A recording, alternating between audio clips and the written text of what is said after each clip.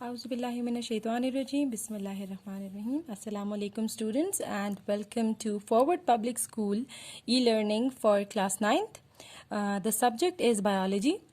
The chapter that we are going to start is chapter number 9, transport, and I'm your teacher Saleha Qazi.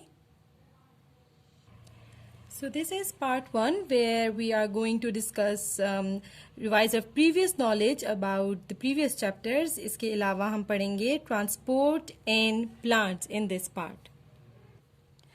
So all living organisms, जितने भी living organism होते हैं, they always acquire certain materials for their metabolic processes, यानी उनकी जो body में जितने भी chemical reactions हो रहे होते हैं, जितने भी metabolic processes हो रहे होते हैं, उनके लिए इनको materials की ज़रूरत होती है.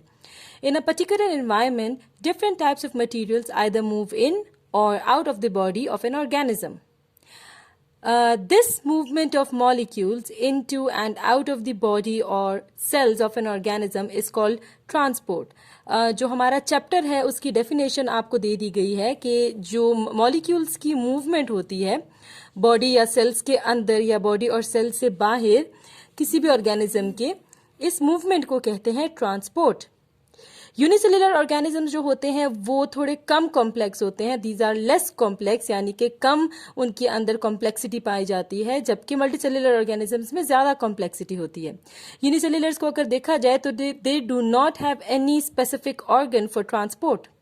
तो वो अपनी ट्रांसपोर्ट किस तरह से करते हैं? They perform this process by simple diffusion और एक्टिव ट्रांसपोर्ट. डिफ्यूजन जैसे कि आप पढ़ चुके हैं, the movement of molecules from the region of higher concentration to the region of lower concentration, and active transport is the movement from the region of low concentration to region of high concentration. तो जो unicellular organism होते हैं वो इन processes के through molecules की movement करते हैं. जब कॉम्प्लेक्स एनिमल्स की बात आती है या प्लांट्स की बात आती है तो इन ऑर्गेनिजम्स के अंदर स्पेशल ऑर्गन सिस्टम्स मौजूद हैं for the exchange of material with the environment and for transport of material with in the body. अब इसकी क्या वजह है? इन मल्टीसेलुलर ऑर्गेनिजम्स में इतना कॉम्प्लेक्स सिस्टम किस लिए मौजूद है? In each and every cell of the body needs food and oxygen and also needs to remove the waste material. जैसा कि हमें पता है उनको फूड की ज़रूरत होती है सेल्स को, इसके अलावा सेल को ऑक्सीजन की ज़रूरत होती है और जो वेस्ट मटेरियल बन रहे हैं उनको रिमूव करने की भी ज़रूरत होती है. It produces during its metabolic activities, वो वेस्ट मटेरियल जो कि मेटाबॉलिक एक्टिविटीज़ के दौरान प्रोड्यूस होता है. However, every cell is not in direct contact with the external sources to get nutrients and remove waste. अब हर एक सेल बॉडी का बाहर एक्सटर्नल किसी भी सोर्स के साथ डायरेक्टली लिंक्ड नहीं होता, कनेक्टेड नहीं होता. बहुत से ऐसे सेल्स हैं जो कि बॉडी के अंदर मौजूद हैं. They also need to remove waste material and to get nutrients. इसके अलावा cells are not in direct contact with the organ tissue cells of the body where these nutrients are formed and waste are stored. इसके अलावा ये sales जो होते हैं ये उन सेल्स, उन ऑर्गन्स, उन टिश्यूज के साथ भी डायरेक्ट कॉन्टैक्ट में नहीं होते कि जहां पर न्यूट्रिएंट्स जो है वो बन रहे हैं या जहां पर जो वेस्ट मटेरियल है वो स्टोर हो रहा है. इसीलिए a system is needed to transport all the needs like oxygen, carbon dioxide, nutrients, water, etc. and to remove the waste from the cell. जितने भी ऑर्गेनिजम्स होते हैं, चाहे यूनिसेलुलर की बात की जाए या मल्टीसेलुलर की बात की जाए, प्लांट्स की बात की जाए, एनिमल्स की, सिंपल ऑर्गेनिजम्स, कॉम्प्लेक्स ऑर्गेनिजम्स, इन तमाम ऑर्गेनिजम्स में there is a transport system in their body. In this unit, we will discuss the process of transport in plants and humans. Transport in plant, our first topic. Plants transport many substances within the body. Water हो गया, dissolved salts हो गए, ये तमाम चीज़ें transport होती हैं from root to shoot through xylem tissue. Water और डिजॉल्व, अगर हम पानी और जो डिजॉल्व सॉल्ट होता है इनकी ट्रांसपोर्ट की बात करें तो ये चीजें ट्रांसपोर्ट कहाँ से होंगी? रूट्स इनको एब्जॉर्ब करेंगे और रूट इनको दे देंगे शूट की तरफ, यानी कि stem and upper parts of the plant की तरफ भेज देंगे. और जो टिश्यू इस ट्रांसपोर्ट के लिए रिस्पॉन्सिबल है उसको कहते हैं xylem tissue. The food is transported from leaves where it is manufactured to all other parts of the body through phloem tissue. ये जो फूड होता है, जहां पर ये फूड मैन्युफैक्चर होता है, यानी कि लीव्स से ये मैन्युफैक्चर्ड फूड, ये जो तैयार हो चुका होता है, ये वाला फूड ट्रांसपोर्ट होता है बाकी प्लांट की बॉडी तक through phloem tissue. Similarly, the stored food is transported from storage organs to all other parts. इसी तरह जो stored food है, जो कि हमारे fruits में या vegetables में store हो जाता है, वो stored part से दूसरे organs की तरफ transport होता है through phloem tissue. आप ये अपनी पिछली classes में पढ़ चुके हैं about xylem and phloem. Absorption of water and salts. अब हम डिटेल में पढ़ेंगे कि किस तरीके से ये एब्जॉर्प्शन का प्रोसेस होता है. Water is absorbed by the plant through their roots. Roots जो होती हैं ये सॉइल के साथ डायरेक्टली कांटेक्ट में होती हैं. From where these water enters into the root tissue through osmosis. In order to understand the absorption of water and salts by root, we have to study the internal structure of a root.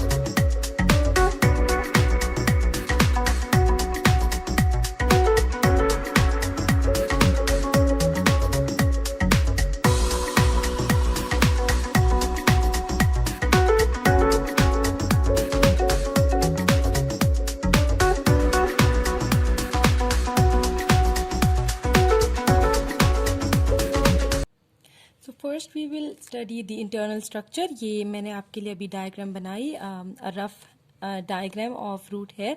अगर आप देखें तो root hair जो होते हैं उसकी सबसे outermost जो बाउंड्री होती है, ये वाली बाउंड्री कहलाती है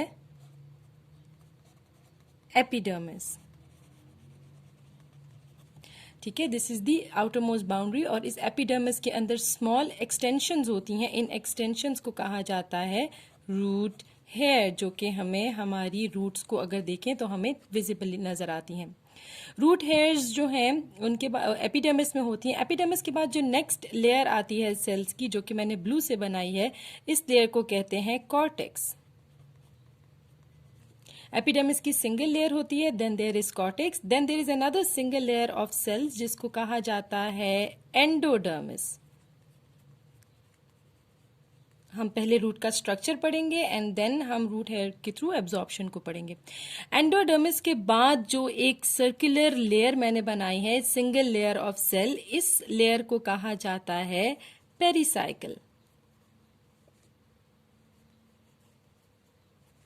ठीक है, and then inside all these layer there is xylem and phloem. As you can see, ये जो मैंने साइड्स पर बनाए हैं, दिस इज जाइलम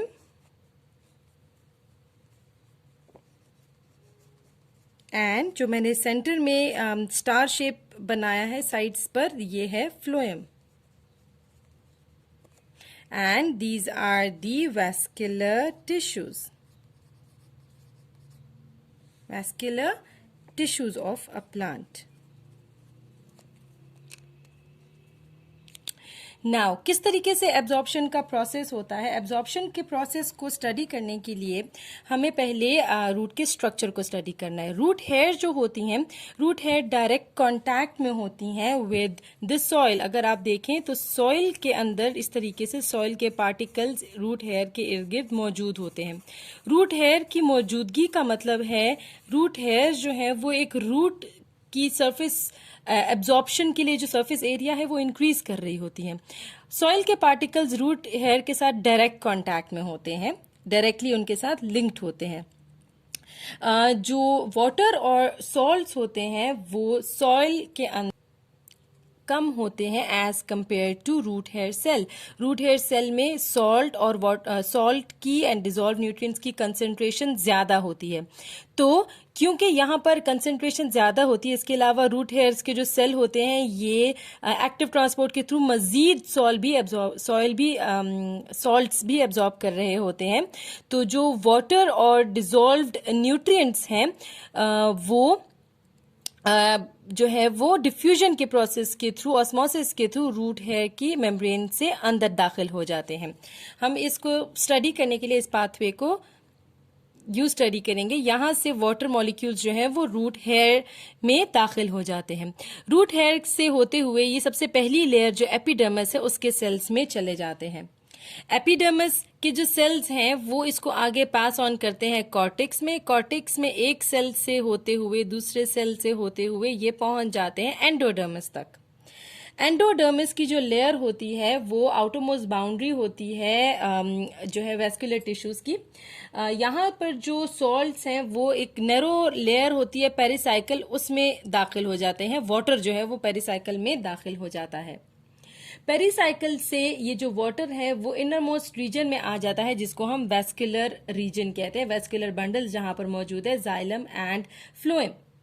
तो ये वाटर जो है ये एंटर हो जाता है जाइलम के अंदर, क्योंकि xylem is the tissue which is responsible for the transport of water and dissolve nutrients from root to upper parts of a plant.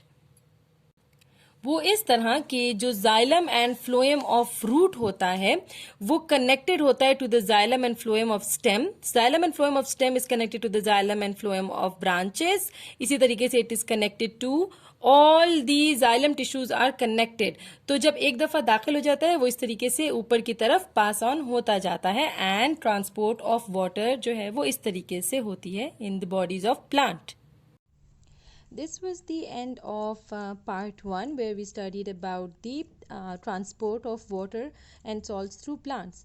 We will be continuing our lecture in our next class. Thank you so much.